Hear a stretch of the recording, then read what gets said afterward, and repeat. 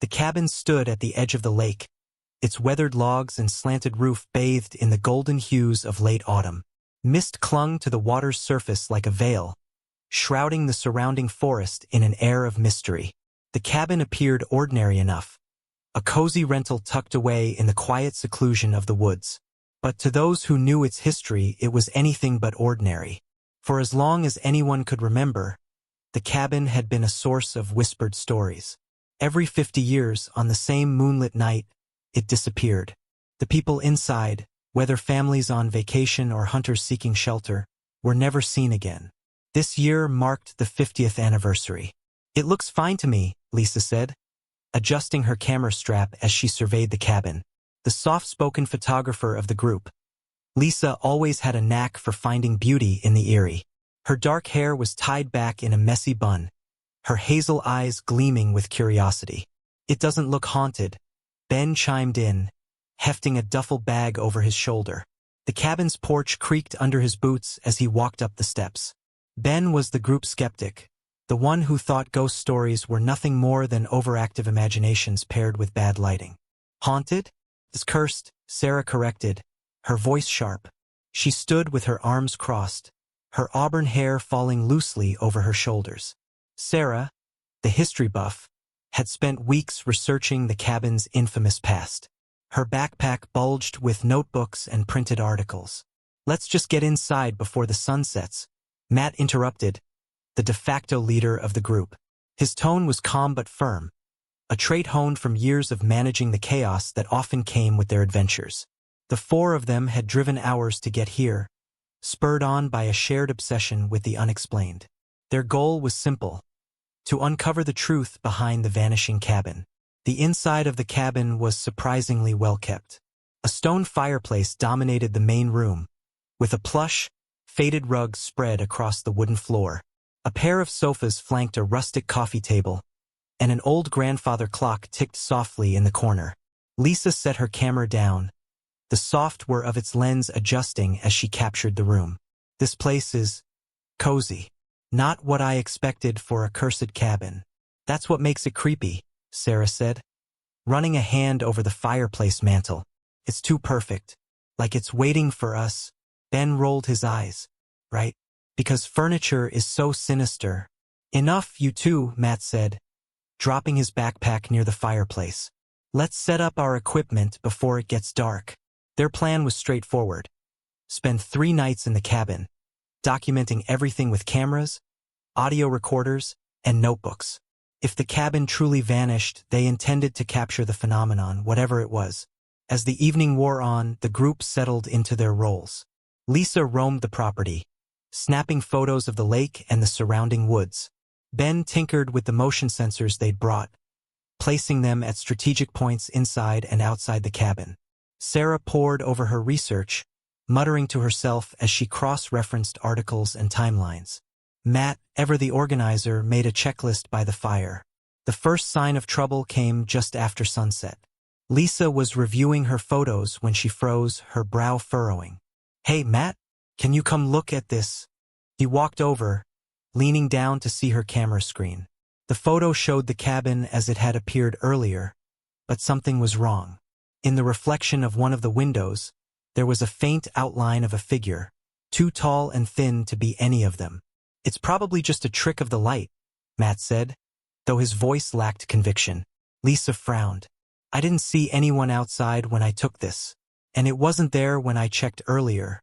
Sarah overheard and joined them, her expression darkening as she saw the image. The stories mentioned figures appearing before the disappearances. Ben laughed from across the room. "Great. Now we're being haunted by smudges." Later that night, the group gathered around the fire, the air thick with unease. The cabin creaked and groaned, the sounds amplified by the quiet.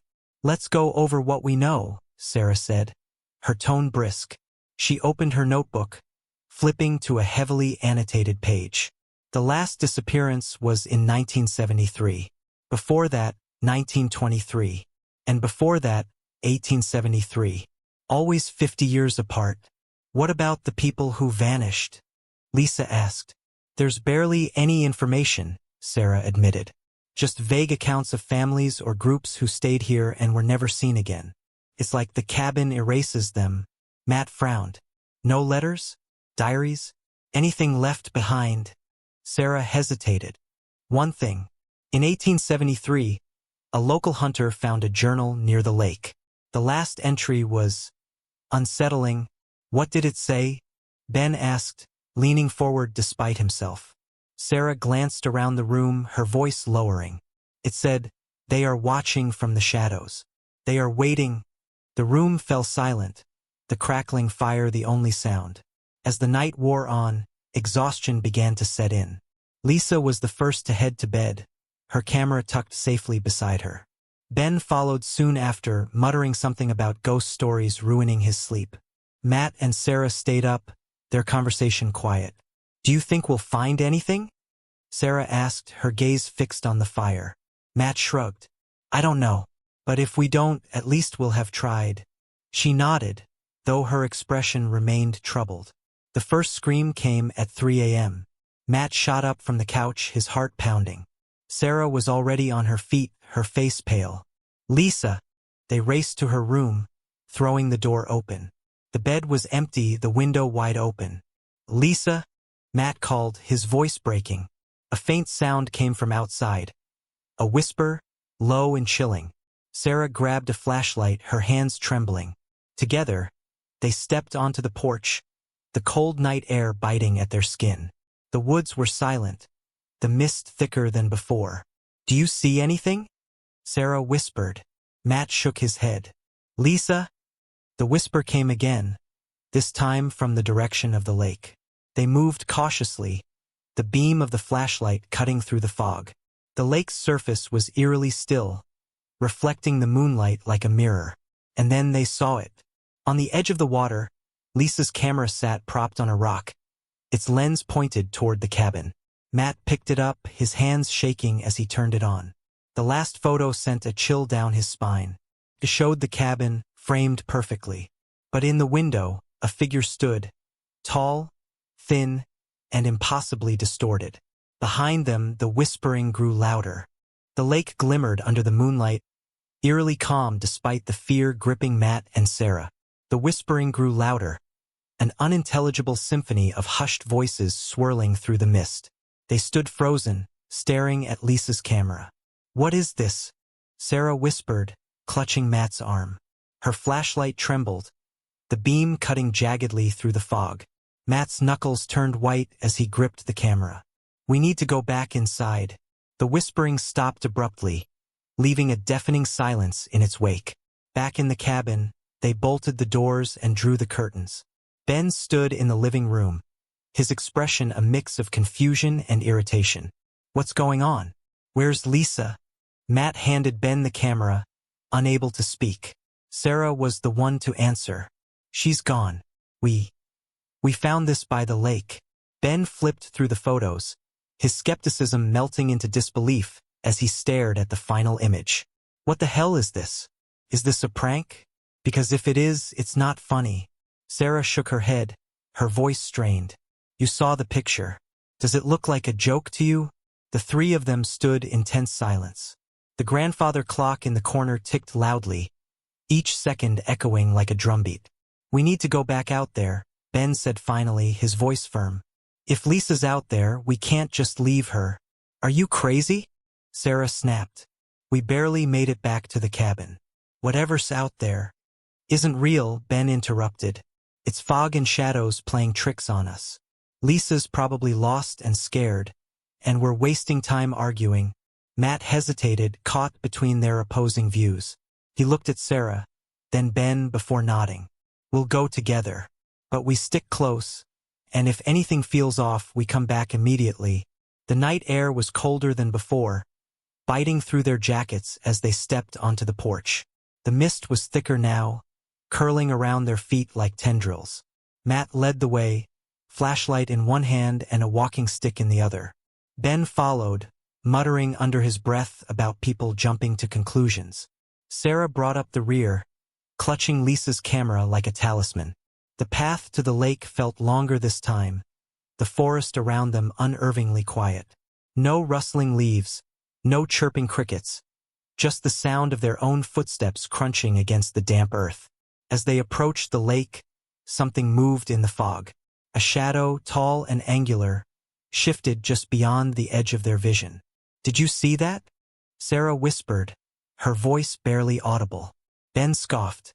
"It's just the mist. Keep moving." But Sarah knew what she'd seen. The shape was too deliberate, too unnatural. They reached the spot where they'd found Lisa's camera. The rock was still there, but the camera was gone. "What the—" Ben started, but he was cut off by a low, guttural sound. It came from the trees, deep and resonant, like the growl of an animal too large to exist. "Back to the cabin." "Now," Matt ordered, his voice steady despite the panic rising in his chest. The growl grew louder as they retraced their steps, the fog seeming to close in around them. Shadows darted between the trees, too fast and fleeting to make sense of. Sarah tripped over a root, landing hard on her hands and knees. She gasped as her flashlight rolled away, its beam casting wild arcs through the mist. "Sarah!" Matt turned back, pulling her to her feet. "Come on!" She grabbed the flashlight, but before they could move, the shadow appeared again. This time it was closer, too close. It stood at the edge of the path, tall and humanoid but wrong. Its limbs were elongated, its head tilting unnaturally as it regarded them. Ben froze, his bravado gone. "What the hell is that?" The shadow moved forward, its body melting and reforming with each step. The growling stopped, replaced by a whispering chorus that seemed to come from everywhere at once. "Run!" Matt shouted. They burst through the cabin door, slamming it shut behind them. Matt and Ben shoved a heavy bookshelf against the door while Sarah locked the windows. The whispering outside grew louder, more insistent. "It's not going to stop," Sarah said, her voice trembling. "It knows we're here." Ben paced the room, running his hands through his hair. "This is insane. Shadows don't just move like that." "Tell that to the thing outside," Matt said, his tone sharp. Sarah flipped through her notes, searching for anything that might explain what they were dealing with. In 1873, she began, her hands shaking. There was a report of something described as the shadow that walks. It was seen just before the cabin disappeared. Matt frowned. "And you didn't think to mention this earlier?" "I thought it was just folklore," Sarah snapped. "I didn't think it would be real." The grandfather clock chimed, its deep tones echoing through the cabin. Midnight. The whispers outside fell silent. For a moment the cabin was still. Then the lights flickered. "What's happening?" Ben asked, his voice rising. The fireplace roared to life, flames leaping higher than seemed possible. Shadows danced across the walls, moving independently of the light. One shadow broke away, stretching across the floor like ink spilled on water. It slithered toward them, stopping inches from Matt's feet. "Don't move," Sarah whispered. The shadow began to rise, forming a shape that was all too familiar. The tall, angular figure loomed over them, its head tilting in that same unnatural way. It extended a hand, if it could be called that, toward Matt. He stumbled back, his heel catching on the edge of the rug. "What do you want?" he demanded. The figure didn't respond, but the whispering returned, louder and more distinct. The words were foreign yet oddly familiar, as if spoken in a language they'd once known but forgotten. The cabin began to shake, the walls groaning under some unseen force. The shadows on the walls multiplied, their movements frantic and chaotic. "We need to get out of here," Ben shouted. "We can't leave Lisa," Sarah argued. The shadow lunged toward them, and the room plunged into darkness. When the lights returned, Matt, Sarah, and Ben were gone. The cabin stood silent, the grandfather clock ticking steadily as if nothing had happened. Outside, the mist thickened, swallowing the cabin whole. The oppressive silence hung like a shroud as the trio blinked into consciousness. They were no longer in the cabin. Instead, they found themselves in a vast, featureless expanse, the ground beneath them soft and yielding, as if made of damp ash. The sky above was a swirling mass of dark clouds, shot through with veins of crimson lightning. Sarah was the first to move, groaning as she pushed herself upright. "Where are we?" Her voice echoed unnaturally, stretching into the void before it dissolved. Matt sat up beside her, shaking his head to clear the fog clouding his thoughts. "I don't know. It's not the cabin anymore." His tone was low, wary. Ben staggered to his feet, his eyes darting around the strange landscape. "This is impossible. It's like we've been pulled into another world." The trio stood in stunned silence, trying to make sense of their surroundings. The air was heavy, thick with a metallic tang that made their breaths shallow. The only sound was the faint hum of the lightning streaking across the sky, punctuated by the distant murmurs of whispers that seemed to come from everywhere and nowhere. "This has to be some kind of hallucination," Ben said, his voice trembling as he clung to the logic that had served him so well in the past. "Maybe we breathed in something back at the lake." "Does this look like a hallucination to you?" Matt interrupted, his frustration evident. He gestured to the ground, where their footprints were quickly erased by the strange, shifting surface. Sarah was focused on something in the distance. A faint glow pulsed intermittently, casting long, eerie shadows that seemed to writhe with a life of their own. "We have to move," she said, her voice steadier than she felt. "Standing here isn't going to help us." They walked toward the light, their steps slow and hesitant. The whispers grew louder with every step, the words still unintelligible but charged with menace. "Do you hear that?" Sarah asked, glancing nervously at the others. Matt nodded grimly. "It's like they're watching us." Ben asked, his skepticism faltering as the reality of their situation set in. Matt didn't answer. He didn't need to. The source of the light was a towering, monolithic structure, its surface smooth and black as obsidian. Strange symbols pulsed with the same crimson light that streaked the sky, and the air around it thrummed with energy. "What is this place?" Sarah whispered, her eyes wide with awe and fear. Ben reached out to touch the surface, but Matt grabbed his arm. "Don't," he said sharply. "We don't know what it'll do. Do we have a choice?" Ben shot back, pulling his arm free. "We need answers, and this thing might have them."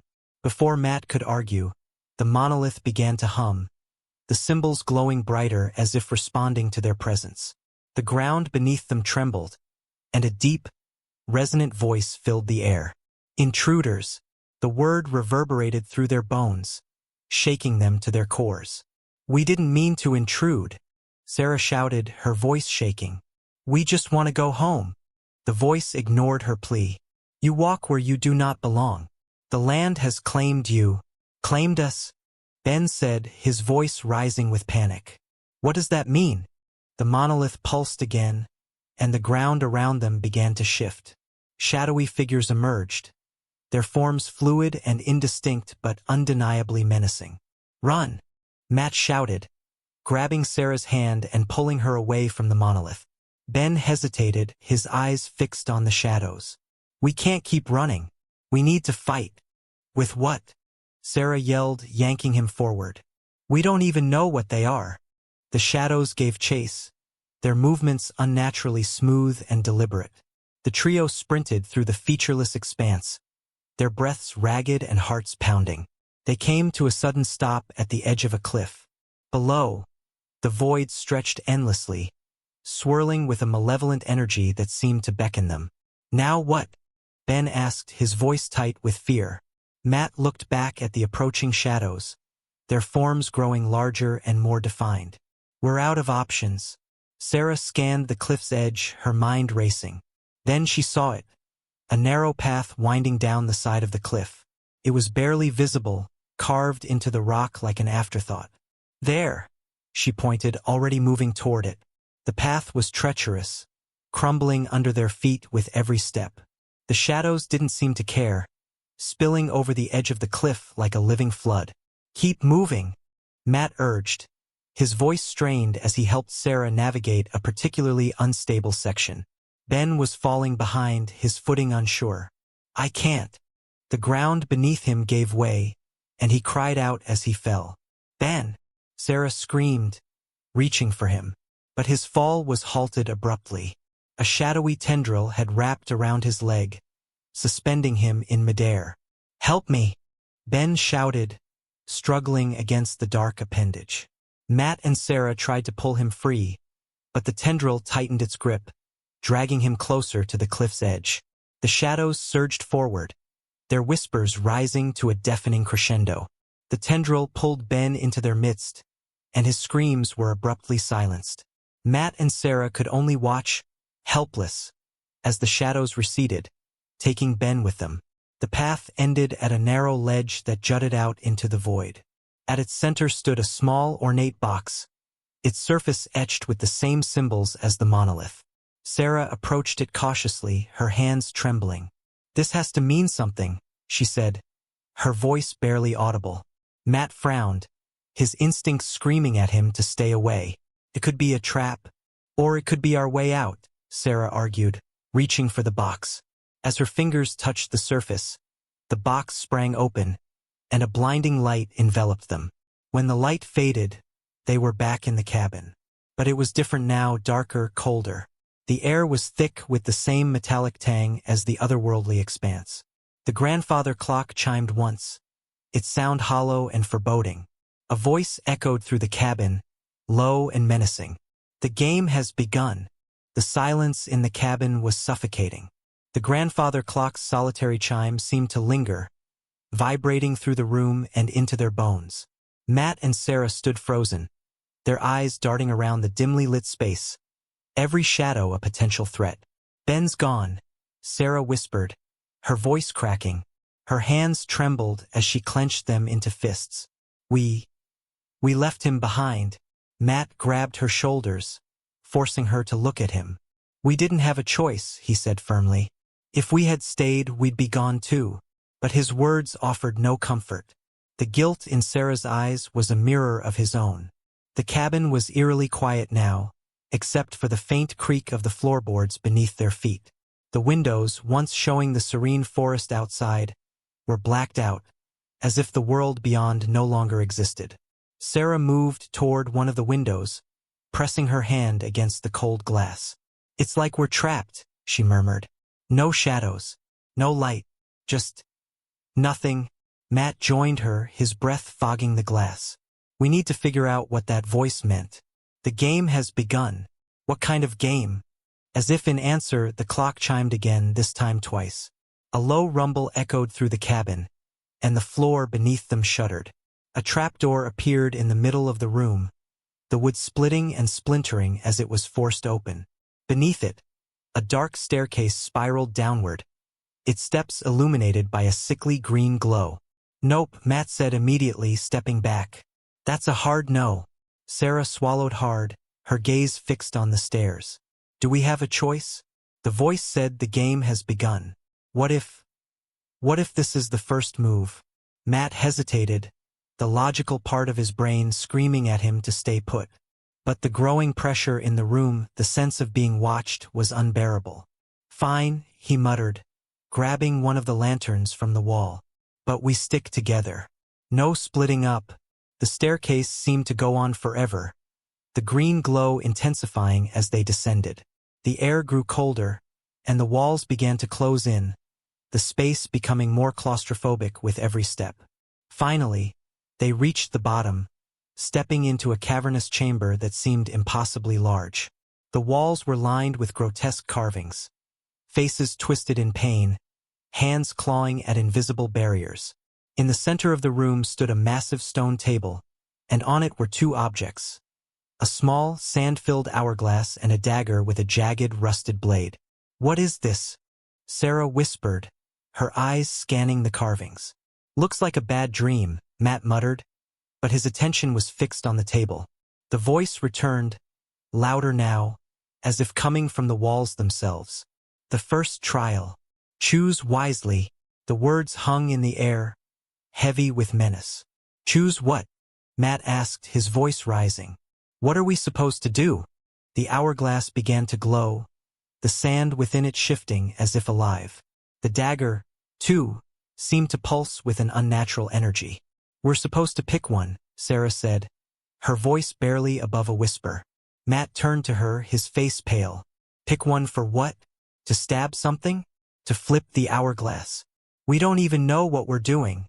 The carvings on the walls began to move, the figures writhing and contorting as if trying to escape their stone prison. Their mouths opened in silent screams, their hands reaching toward the table. "Matt," Sarah said urgently, grabbing his arm. "I think we have to decide now." The air grew thicker, the pressure unbearable. The carvings' movements became more frantic, their silent screams almost audible. "Fine," Matt snapped, reaching for the hourglass. The moment his fingers touched it, the glow intensified, and the sand within began to fall at an alarming rate. The room shuddered violently, and the carvings froze, their twisted expressions locked in place. A new doorway appeared in the far wall, its edges flickering like static. "I guess that was the right choice?" Sarah said, her voice shaking.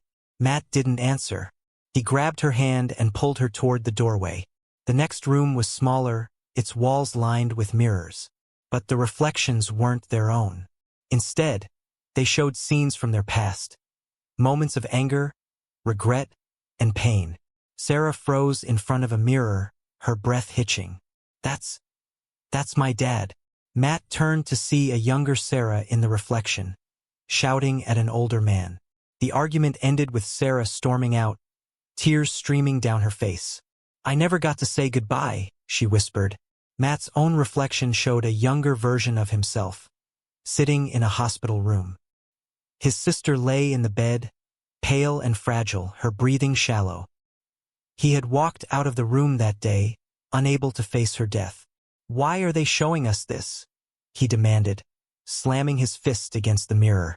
The voice returned, cold and unfeeling. "To move forward, you must confront your past.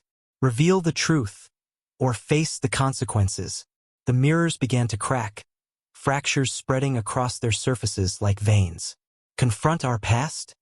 Sarah said, her voice trembling. "How are we supposed to do that?" The voice offered no answer. Instead, the cracks widened, and from within them, shadowy figures began to emerge. Distorted versions of themselves, their faces twisted with malice. "Matt," Sarah said, backing away. "I don't think we can outrun this one." Matt grabbed the dagger, the only weapon they had, and held it tightly. "Then we fight." The figures lunged, their movements jerky and unnatural. The room erupted into chaos as Matt and Sarah fought off the shadows. The dagger seemed to hum in Matt's hand, its blade cutting through the figures with ease. But for every shadow they defeated, another took its place. "There's too many," Sarah shouted, swinging a broken piece of mirror at an approaching figure. Matt glanced at the hourglass in the center of the room, its sand nearly gone. "We just have to hold on." As the last grain of sand fell, a blinding light filled the room, and the shadows dissolved into nothingness. When the light faded, Matt and Sarah found themselves back in the cabin, their breaths ragged and their bodies bruised. The grandfather clock chimed 3 times, its sound deep and foreboding. "That was just the first trial?" Matt muttered, sinking to the floor. Sarah knelt beside him, her face pale. "If we don't make it through all of them..." She didn't need to finish. They both knew the stakes. The voice returned, soft but menacing. "The game continues." The cabin shifted again, the walls melting away to reveal the next challenge. The cabin's transformation left Matt and Sarah in stunned silence. The wooden walls, once sturdy and rustic, now shifted like liquid shadows. The air smelled damp, like an unturned grave. "We're not in the cabin anymore," Sarah murmured, her voice brittle. Matt reached for her hand instinctively. The warmth of her grip was the only tangible thing in the strange, warping space. Before them stood a single door, its frame carved with symbols that seemed to move when they weren't looking directly at them. "This has to be the next trial," Matt said, his jaw tightening. The voice said, "The game continues." "Guess this is round 2. Sarah nodded, though her stomach churned. "Let's just get through it." The door creaked open as if inviting them in. Beyond it was a narrow hallway lined with portraits, their frames heavy and gilded, their subjects eerily lifelike. The faces, men, women, and children, watched Matt and Sarah with unblinking eyes as they walked. "Why do I feel like they're following us?" Sarah whispered. Matt didn't respond, but he couldn't shake the sensation either. Each step seemed to bring the painted gazes closer, the faces pressing against their frames as if trying to escape. At the end of the hallway stood another door, its handle an ornate brass key embedded in the wood. As Matt reached for it, the voice returned, louder this time, echoing all around them. Trial 2. The reflection. Face what you fear most. The door swung open, revealing a vast, mirror-lined room. The mirrors reflected not just Matt and Sarah but an infinite version of the hallway behind them. "I'm getting tired of mirrors," Matt muttered. Sarah stepped forward cautiously. The mirrors shimmered, their surfaces rippling like disturbed water. Then, as if on cue, the reflections changed. Instead of showing the room, the mirrors displayed scenes from their lives. Sarah gasped as one of the mirrors lit up with an image of her childhood home. She saw herself as a young girl, standing in the doorway, watching her father leave. She had begged him to stay, tears streaming down her face, but he had simply walked out without a word. "Why are they showing this?" she whispered, her voice cracking. Matt turned to his own reflection, his chest tightening. His mirror showed the hospital room again, but this time he didn't leave. Instead, he stood by his sister's bed, holding her hand as she faded away. "This isn't real," he said firmly, though his voice wavered. The reflections dissolved, replaced by something far worse. Shadowy figures emerged from the mirrors, distorted versions of themselves. Matt's double carried the guilt and regret he tried to bury, its face twisted with anguish. Sarah's double radiated abandonment and anger, her eyes hollow and accusing. The voice boomed once more. "Face yourselves. Only the truth can break the mirror." Matt's shadowy double lunged at him, its hand reaching for his throat. He stumbled backward, narrowly avoiding its grasp. "What does it mean, face ourselves?" he shouted, struggling to keep the figure at bay. Sarah dodged her own double, its movements eerily synchronized with hers. "Maybe it means we have to admit something. Something we've been hiding from." "What, like therapy?" Matt snapped, ducking another attack. "Now's not the time." Sarah froze, her mind racing. The figure chasing her snarled, its voice echoing her own deepest fears. "You weren't enough. You'll always be alone." She stopped running and faced the creature. "I was enough," she shouted, tears streaming down her face. "I am enough." The shadow hesitated, its form flickering. Matt saw Sarah's double falter and realized what she was doing. He turned to his own reflection, which hissed at him, its voice dripping with venom. "You could have saved her, but you didn't. You ran." Matt's hands trembled, but he forced himself to meet its gaze. "I couldn't save her," he said, his voice breaking. "But I didn't leave because I didn't care. I left because I couldn't bear to see her like that." The shadow froze, then began to dissolve. One by one, the shadows vanished as Matt and Sarah confronted their fears.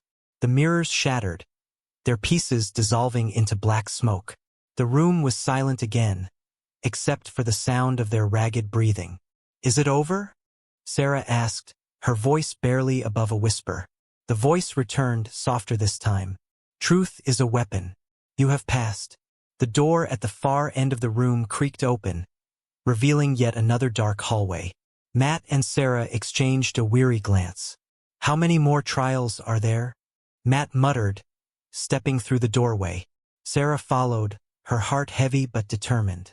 "As many as it takes to get out of here." The hallway led them back to the cabin, but it was different now. The furniture was gone, the walls bare. The grandfather clock stood in the center of the room, its hands moving backward at an impossible speed. "What now?" Sarah asked, exhaustion etched into her features.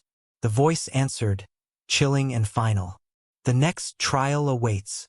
The cabin was eerily silent as Matt and Sarah stood in the empty room, their eyes fixed on the grandfather clock in the center. Its hands spun backward at an unnatural speed, the tick-tock sound echoing like a heartbeat. "I'm getting the feeling this clock is more than just decoration," Matt said, his voice thick with apprehension. Sarah stepped closer, examining the strange carvings along the clock's frame.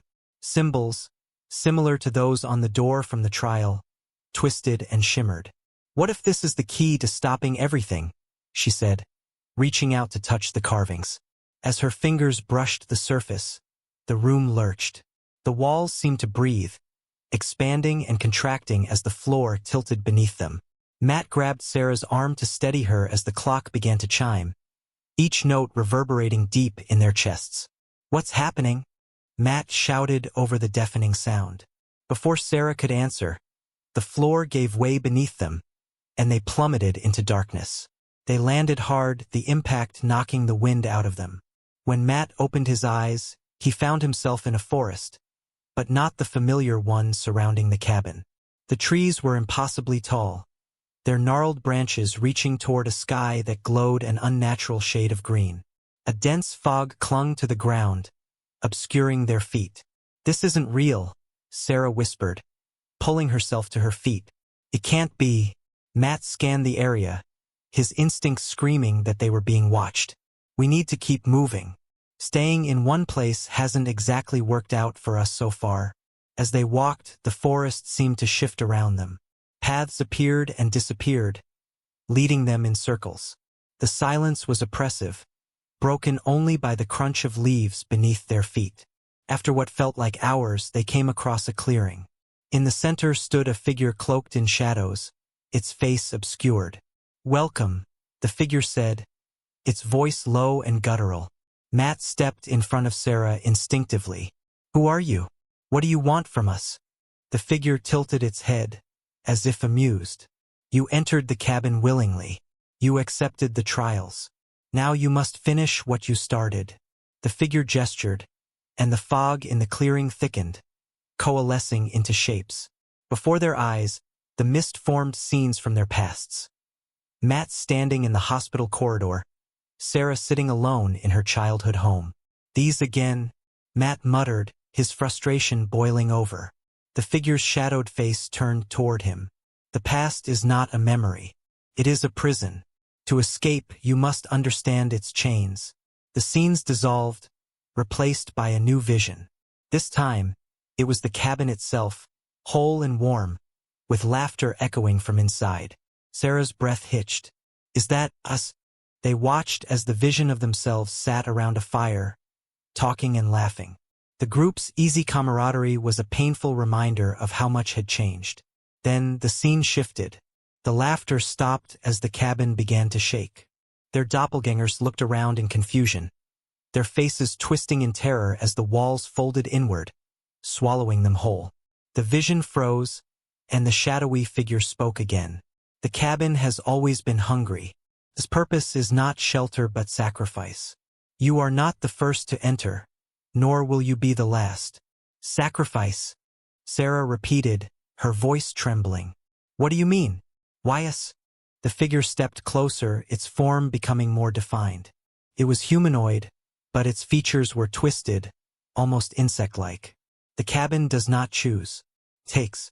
Those who enter pay the price for the others who have come before." Matt clenched his fists. "That's not fair. We didn't agree to this." The figure let out a low, rumbling laugh. "Fairness is a human construct. The cabin operates on balance. For every soul it claims, it spares another." The ground beneath them began to tremble as the figure raised its hand. "The choice is yours. One of you may stay, or you can face the next trial together. But beware, your time is running out." The forest darkened, the trees seeming to close in around them. The figure faded into the shadows, leaving Matt and Sarah alone in the clearing. "What do we do?" Sarah asked, her voice breaking. "Do we keep going, or—" Matt shook his head, his mind racing. "We don't leave each other behind. No matter what." As they spoke, the fog thickened, and a new path appeared before them, illuminated by a faint, flickering light. Sarah took a deep breath. "I guess we keep moving." They stepped onto the path, the light leading them deeper into the forest. The trees seemed to whisper as they passed, their branches reaching out like skeletal fingers. The path ended at another door, identical to the one they had seen in the cabin. Carved symbols glowed faintly on its surface. "This is it," Matt said, his voice heavy. Trial 3. Sarah hesitated, her hand hovering over the door's handle. What if we don't make it? Matt placed a hand on her shoulder. We will. We have to.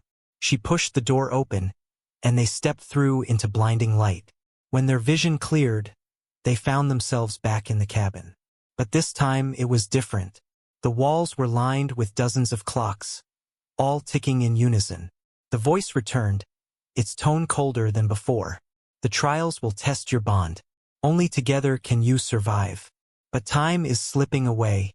The clocks began to chime, their hands spinning faster and faster. Matt and Sarah exchanged a determined glance. They didn't know what awaited them, but one thing was certain. They were running out of time. The rhythmic ticking of the countless clocks was deafening, each beat hammering into Matt and Sarah's nerves. They stood frozen in the center of the room, their gazes darting from one timepiece to another. This is impossible, Sarah murmured, her voice trembling. The clocks were everywhere, mounted on walls, hanging from the ceiling, even scattered on the floor. Each one was different in design. Some were antique and ornate, while others were modern and sleek. Yet they all moved in perfect synchronization, their hands spinning unnaturally fast. Matt crouched to inspect one of the clocks closer. The face was etched with the same glowing symbols they had seen before. These symbols, they must mean something, he said, running a finger over the carvings. Sarah pointed to a large clock at the far end of the room. Its face was cracked, and its pendulum swung at an erratic pace. Unlike the others, its hands were stuck at midnight, trembling as though they were struggling to move forward. That one's different, Sarah said. As they approached the clock, the air around it grew colder. Frost crept along the floorboards, and their breath puffed in small clouds. You're running out of time, the disembodied voice returned, louder and more menacing than before. Matt whipped around, but there was no sign of the shadowy figure. What do you want from us? He yelled into the void. The voice chuckled, low and guttural. The cabin hungers. The cycles must be fed. Solve the puzzle or join the others who came before you. Sarah knelt beside the large clock, her fingers brushing away the frost. She examined the symbols engraved on its cracked face and noticed something strange. Tiny, intricate notches along the edge of the clock's frame. Matt, look at this, she said. It's like a combination lock? Matt leaned in, studying the notches. If this is a puzzle, then there's got to be a way to figure it out. Maybe the other clocks are the key. They split up, moving through the room to inspect the other timepieces. Each clock bore unique carvings, and Sarah quickly realized that they weren't random. They seemed to form a sequence. Matt, she called. The symbols, some of them match.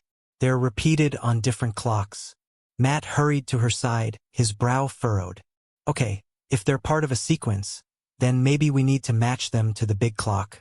Sarah nodded, but her confidence wavered. The air in the room was growing colder, and the sound of the ticking clocks was starting to warp, becoming a low, discordant hum. They worked quickly, noting the order of the matching symbols and turning the notches on the large clock to align them. With each adjustment, the room seemed to react. The walls groaned, and the frost spread further. Finally, they set the last symbol in place. For a moment, nothing happened. Then, with a deafening chime, the large clock's hands began to move, inching forward from midnight. The room shifted violently. The clocks fell from the walls, shattering on the ground. But their ticking continued, louder and faster than ever. Matt and Sarah clung to each other as the floor beneath them seemed to dissolve, pulling them into another abyss. When the world stopped spinning, they found themselves in a new room, one that was eerily familiar. Is this the living room? Sarah asked, her voice barely above a whisper. The room was identical to the main living area of the cabin, but something was off. The furniture was covered in dust, and the air was thick with the scent of decay. The windows were boarded up, and the fireplace was cold and empty. A single candle burned on the coffee table, casting long, flickering shadows on the walls. I don't like this, Matt said. It feels like we're being watched.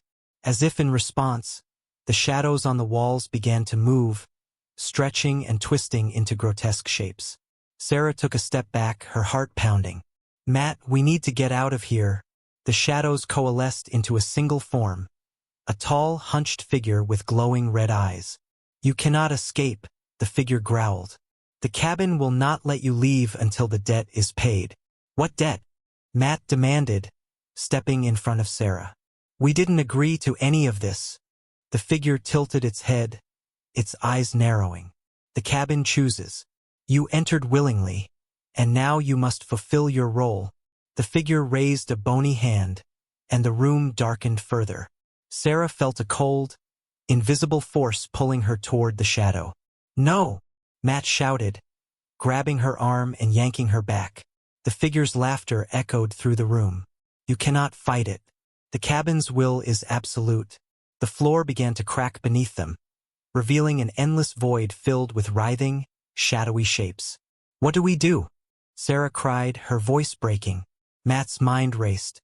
He remembered the carvings on the clocks, the symbols they had seen throughout the cabin. There has to be a way to break the cycle, he said. We just have to find it. The figure advanced, its shadowy form towering over them. You have no time, it hissed. The cabin will take what it is owed. Matt and Sarah exchanged a desperate glance. They knew the odds were against them, but they weren't ready to give up. With a surge of determination, they ran toward the boarded-up windows, hoping to find a way out.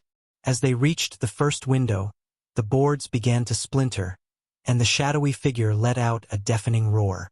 The ground shook violently, and the void beneath them grew wider. Just as the figure lunged, Matt grabbed a piece of broken wood and hurled it into the shadow's glowing eyes. The creature shrieked, momentarily recoiling. Now's our chance, Sarah shouted, pulling Matt toward the splintering window. They pushed against the boards with all their strength, the wood groaning under their weight. The shadow recovered quickly, its red eyes blazing with fury. You cannot escape, it bellowed, the void rising to consume the room. With one final push, Matt and Sarah broke through the boards, tumbling out into the freezing night. They landed hard on the forest floor, gasping for air. When they looked back, the cabin was gone, replaced by an empty clearing. But the voice echoed in the wind, chilling them to their cores. The cabin always finds its way back. The forest loomed around Matt and Sarah as they lay on the cold, damp ground, gasping for breath. Though the cabin had disappeared, the ominous sense of its presence lingered, like a predator watching from the shadows. Matt pushed himself to his knees, clutching his ribs. Are you okay? He asked, his voice strained. Sarah nodded weakly, brushing dirt off her scraped palms. I think so. But what the hell just happened? Matt didn't answer. His gaze was fixed on the empty clearing where the cabin had once stood. The trees around it seemed unnaturally still, their dark silhouettes frozen against the starless sky. It's like it never existed, Sarah murmured, following his gaze. Matt shook his head. It existed, all right, and I don't think we're done with it. They stood in tense silence, the chill of the night biting at their skin. Then a sound broke the stillness, a faint, rhythmic creak, like the swing of a rusty gate. Sarah turned sharply. Do you hear that? Matt nodded, his jaw tightening. The sound was coming from deeper in the woods, where the trees grew denser and the shadows thicker. We need to get out of here, Sarah said. Find a road, a trail, anything. But as they turned to leave, a faint glow appeared in the distance, casting eerie beams of light through the trees. No way, Sarah whispered, her stomach sinking. The glow grew brighter, and within moments, they could make out the unmistakable outline of the cabin. It stood there, whole and intact, as if nothing had happened. The broken boards on the windows were gone, and the warm light from inside flickered invitingly. Matt clenched his fists. It's taunting us. Sarah grabbed his arm. We're not going back in there. We can't. We won't, Matt assured her, though his voice wavered. But we need answers. There has to be a way to stop this thing. They skirted the edge of the clearing, keeping as much distance as possible from the cabin. The forest seemed alive now, its branches creaking and groaning as though whispering to each other. Shadows darted between the trees, just out of sight, and the air felt heavy with an unnatural energy. As they moved, Sarah spotted something glinting on the ground. She crouched to pick it up, brushing away the dirt. It was a pocket watch, its face cracked but still ticking. "Matt, look at this," she said, holding it up. Matt frowned. "Another clock, just like in the cabin." Sarah turned it over and froze. Engraved on the back were the words, "Property of T. Hollis, 1873. "Hollis," she said aloud. "That name was in the ledger we found." Matt took the watch, his brow furrowing. "So the people who disappear, the cabin keeps their stuff?" Sarah shivered. "It's like it collects them. Their belongings, their memories, maybe even their souls." The thought sent a wave of nausea through her, but Matt seemed more determined. "We're going to figure this out," he said firmly. "If this Hollis guy was taken, there might be more clues about what's going on." The sound of snapping branches made them both spin around. The forest had gone unnervingly quiet again, but the sense of being watched was palpable. "We need to keep moving," Matt said, his voice low. They pressed on, but the woods seemed endless, the trees blending into one another like a maze. Sarah checked her phone, but there was still no signal. Just as panic began to set in, they stumbled onto a narrow dirt path. Finally, Sarah breathed. "This has to lead somewhere." The path wound through the trees, its surface uneven and littered with fallen branches. They followed it for what felt like hours, the forest closing in around them. Then, in the distance, they saw lights, soft, flickering lanterns hanging from crooked posts. As they drew closer, the path opened into a small clearing where an old sign creaked in the breeze. The words, barely legible beneath layers of moss, read, "Welcome to Ravenswood Cemetery." Sarah swallowed hard. "A cemetery?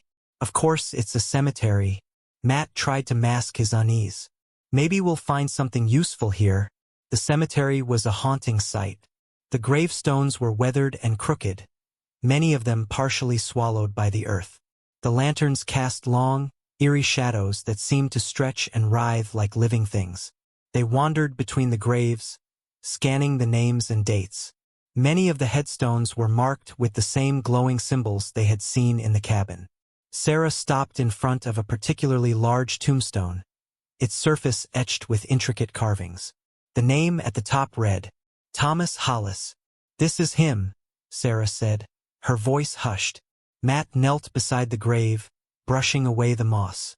Beneath the name was an inscription, "Lost to the cabin, but bound to the land." "Bound to the land?" Matt repeated. "What does that mean?" Before Sarah could answer, the ground beneath them began to rumble. The dirt around the grave shifted, and a skeletal hand shot out, clawing at the air.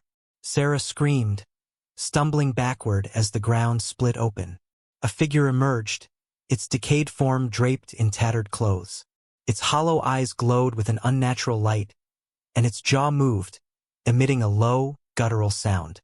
"You shouldn't be here," it rasped. Matt grabbed a fallen branch, holding it like a weapon. "What are you?" The figure tilted its head. "A warning. The cabin does not forgive. Leave or you will share our fate." Sarah found her voice. "How do we stop it? How do we break the cycle?" The figure's glowing eyes locked onto hers. "There is no escape. The cabin chooses, and its will cannot be denied." The earth began to tremble more violently, and the figure let out a chilling scream. "Go," it bellowed, "before it's too late." The ground beneath the cemetery began to collapse, creating gaping voids that swallowed the gravestones. Matt grabbed Sarah's hand. "Run!" They sprinted back toward the path as the cemetery crumbled behind them, the lanterns flickering and dying out one by one. When they finally reached the edge of the forest, they turned back to see the cemetery completely gone, just like the cabin. But the pocket watch in Matt's hand continued to tick, louder and faster, as if counting down to something. The forest was silent again, save for the incessant ticking of the pocket watch in Matt's hand. Sarah glanced at it uneasily. Each tick sounded louder, more insistent, as though the watch itself was alive, urging them forward or warning them. "We can't keep running," Sarah said, her voice trembling. "This thing will just keep coming for us. We have to end it, Matt nodded grimly. We need to find out what happened to Thomas Hollis. His grave said he was bound to the land. Maybe he left something behind that can help us. They retraced their steps to the clearing where the cabin had first appeared. To their surprise, it was still gone. In its place was a circle of blackened earth, faintly steaming in the cold night air. Matt knelt, examining the ground. It's burned, he murmured, running his fingers over the charred soil. Look, Sarah said, pointing to the center of the circle. A small, rusted box sat half-buried in the dirt. Matt dug it out carefully, his hands shaking. The box was locked, but the engraving on the lid sent a chill down their spines. Hollis Estate. It's his, Sarah whispered. Matt pried the lock open with a rock, and inside, they found a bundle of yellowed papers tied with a frayed ribbon. Unfolding the top sheet, Matt began to read aloud. In the year 1873, I, Thomas Hollis, made a pact with the spirit of this land to save my family. In exchange, the cabin would serve as its gateway, claiming all who dared enter. The terms were clear. Every 50 years, the cabin would return to collect new souls, and I would remain bound here as its servant. Only blood can break the cycle. Sarah's breath hitched. Blood? What does that mean? Matt scanned the rest of the document, his brow furrowing. It says the spirit can only be banished if a descendant of the original pactmaker willingly sacrifices themselves on the cabin's threshold. But Hollis is long dead. Who else could? His voice trailed off as realization dawned. The bloodline, Sarah whispered. It's not just Hollis. Someone in his family must still be alive. A rustling sound made them both spin around. A figure emerged from the shadows, its form barely illuminated by the pale moonlight. It was the same decayed specter they had seen at the cemetery. Thomas Hollis. You have found the truth, he rasped. But it is too late. The cabin has chosen you. Chosen us for what? Matt demanded, stepping forward. Hollis tilted his head, his glowing eyes narrowing. To complete the pact. The spirit demands its due. Sarah's mind raced. But if we break the pact, the spirit will be banished, right? How do we stop it? Hollis hesitated, his skeletal frame trembling. You cannot. The spirit's power is absolute. Your only choice is to flee, though it will find you in time. Or, he didn't finish, but the implication was clear. Or what? Sarah pressed. One of you must offer yourselves, Hollis said. His voice barely above a whisper. The forest grew darker, the air thick with the spirit's presence. A deep, guttural growl echoed through the trees, and the ground beneath them began to quake. The blackened circle in the clearing began to glow, and with a blinding flash, the cabin reappeared. Its windows blazed with light, and the door creaked open, revealing nothing but an abyss of swirling shadows. It's here, Hollis said, his voice tinged with fear. Matt turned to Sarah. We have to end this. How? We don't even know if the bloodline thing will work. Sarah cried. The ground split open around them, tendrils of darkness snaking out toward their feet. The cabin pulsed, its walls breathing like a living thing. Matt grabbed Sarah's shoulders. We can't let this thing keep going. It's already taken too many people. If there's even a chance we can stop it. Sarah shook her head, tears streaming down her face. No, Matt. Not you. We'll find another way. But Matt was already stepping toward the cabin. He held up the pocket watch, its ticking now deafening. It's me, he said aloud. I'll do it. Let this end with me. Hollis's eyes widened. The spirit will demand much. Are you certain? Matt glanced back at Sarah, his expression softening. Take the papers. Tell people what happened here. Make sure no one else ever comes back. Sarah sobbed, reaching for him. Matt, don't. But before she could stop him, Matt stepped into the cabin. The shadows inside swallowed him whole, and the door slammed shut with a thunderous crack. The cabin shuddered, its walls bending and warping as if in agony. The light in the windows flared, then extinguished, leaving the clearing in total darkness. For a moment, everything was silent. Then, the cabin began to disintegrate, its wooden beams crumbling into ash. The ground shook violently, and a deafening roar echoed through the forest. Sarah fell to her knees, clutching the papers to her chest as tears streamed down her face. When the dust settled, the clearing was empty. The cabin was gone, and the oppressive weight of the spirit's presence had lifted. The forest was eerily quiet, but for the first time it felt normal. Hollis's specter stood nearby, his form flickering like a dying flame. "The cycle is broken," he said, his voice fading. "He has freed us all." With that, Hollis vanished, leaving Sarah alone in the clearing. Sarah stayed there until dawn, clutching the papers and the pocket watch. As the first rays of sunlight pierced the trees, she rose, determined to honor Matt's sacrifice. She would tell the world what had happened, ensuring that no one else would ever fall victim to the vanishing cabin. But as she walked away, she couldn't shake the feeling that the forest was still watching her, its secrets buried deeper than she would ever know.